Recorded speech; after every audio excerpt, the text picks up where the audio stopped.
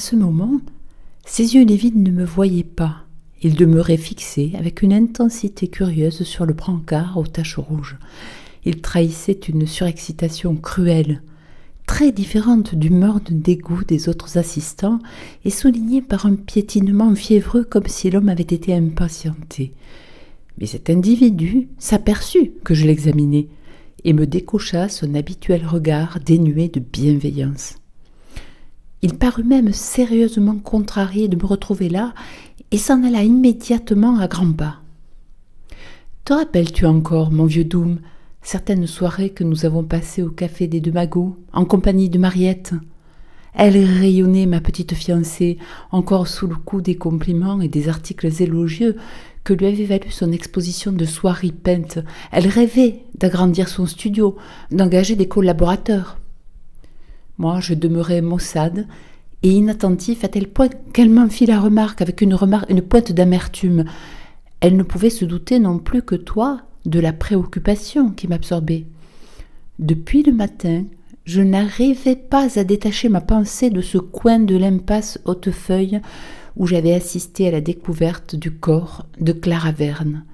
Ce n'était pas, à proprement parler, la vision sanglante qui me lancinait, mais un simple à côté, le regard de l'homme roux. En moi, deux courants se combattaient. L'un, celui de l'instinct, me portant à crier « Qui est ce personnage ? Qu'on le surveille, il est dangereux !»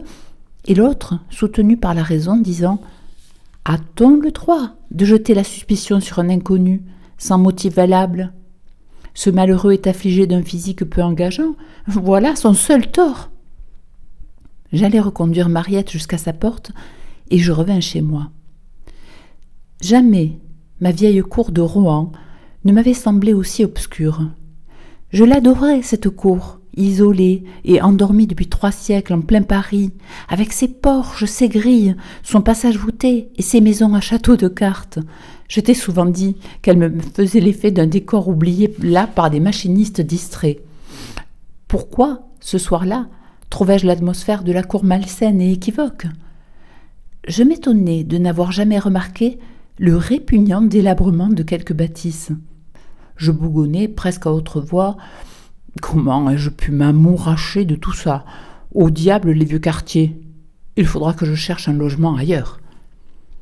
Brusquement, je sentis que la vraie cause de mon acrimonie n'était pas l'ensemble des vénérables façades, mais une unique fenêtre, alors ouverte et obscure, dans laquelle s'encadrait une forme indistincte, la silhouette de l'homme roux. Il économise la lumière, me dis-je. Que peut-il ruminer, tapi dans cette ombre ? Drôle de type, tout de même. Je sens bien que j'abuse des détails, mais ce sont des détails infimes qui m'ont poussé au centre d'un drame auquel, normalement, j'eusse dû demeurer étranger. J'avais franchi l'escalier et je cherchais ma clé dans ma poche, lorsque je perçus un sifflement modulé qui partait du local voisin. Je me souvins avoir déjà entendu un bruit pareil, mais je ne pus tout d'abord préciser quand. À peine étais-je rentré chez moi que ma mémoire me revint très nette. Au cours de la nuit précédente, cette musique étrange avait percé mon demi-sommeil. Mon voisin siffla de nouveau. J'en éprouvais un agacement de tous mes nerfs. La sonorité m'était cette fois parvenue par les fenêtres ouvertes sur la cour de Rohan. Comme je n'avais pas encore fait la lumière dans ma chambre, je traversai la pièce enténébrée pour aller discrètement observer l'homme. Sa croisée était ouverte et noire. La façade, dont elle terminait le second étage, venait buter à angle droit contre celle de mon logement, si bien que de ma propre fenêtre, j'eusse pu découvrir à quelques mètres de moi toute une partie de l'intérieur s'il avait été éclairé. Mais je n'y distinguais que l'homme lui-même. Un reflet rosâtre, projeté par quelques baies lointaines, me permettait de déceler sa présence. Une 3e fois, il siffla.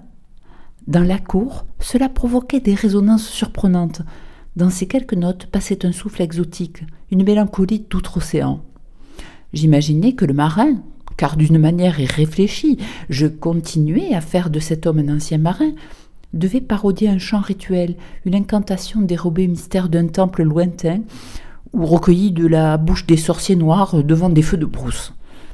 Après avoir sifflé, l'homme tendit le cou au-dessus de l'appui de son balcon. Évidemment, il guettait quelque chose. Je suivis la direction présumée de son regard, et ce que je découvris me frappa de stupeur. Au premier étage de la maison d'en face, 2 hautes fenêtres livraient un spectacle insolite à travers leurs légers rideaux de tulle. Je plongeai dans un salon illuminé à giorno et au centre duquel était placé un guéridon. Autour de ce guéridon, une jeune femme tournait sans trêve, marchant à grands pas, les bras croisés sur sa poitrine et les mains remontées jusqu'aux épaules, où les ongles s'incrustaient, ainsi qu'on le voit faire aux suppliantes de tragédie. Je discernais très bien l'angoisse de ses yeux exorbités. L'expression de son visage était fixe, sans aucun mouvement des traits. Elle était vêtue d'un déshabillé rouge qui ajoutait au caractère tragique de sa personne. Le bas de ce long vêtement vint à s'empêtrer dans une chaise, si bien que la femme entraîna le meuble et le fit culbuter. Elle ne parut pas même s'apercevoir de cette chute et poursuivit imperturbablement sa marche. Je ne pouvais attribuer le moindre motif raisonnable à cette course circulaire. « C'est une folle !» me dis-je. Le tableau prenait une étrangeté encore plus intense du fait que le salon était orné de vastes miroirs. On eût cru voir non plus une, mais 2, 3, 4 femmes rouges en train de tourner. Un sifflement, pareil au précédent, me fit sursauter. L'homme, qui ne devinait pas ma présence, s'était enhardi jusqu'à pencher le buste entier hors de sa croisée, sans doute rassuré par le calme et l'obscurité du reste des habitations. À peine sa ritournelle aiguë eut-elle retenti et traversé la cour, que le pas de la femme s'accéléra, devint saccadé, haletant. Dans le salon et dans les glaces, les silhouettes rouges tournoyaient à un rythme affolé. C'était à la fois baroque et épouvantable. Il y avait là quelque influence extraordinaire, hors de toute loi rationnelle.